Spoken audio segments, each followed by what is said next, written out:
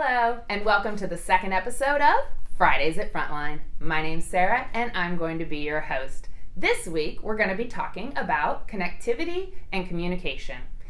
Sometimes when we talk about these topics, you're going to see us talk about manufacturers that compete against each other in this market. But that's because we're bringing you the best that's out there, and we want to make sure we have the right solution for your situation, whether that's something in a building, in a pop-up tent or remote location, or out on the road in a vehicle.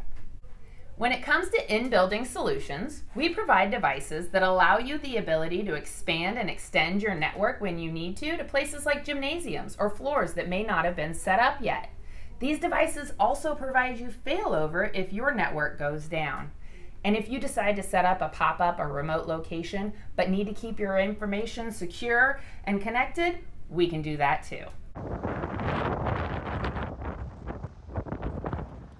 Now let's talk about staying connected in a mobile environment. We provide solutions for command centers, fire engines, ambulances, fleet vehicles, and even buses. We saw some of the local school districts using their buses this week to provide mobile Wi-Fi for their students in their district. What a great way to use these solutions.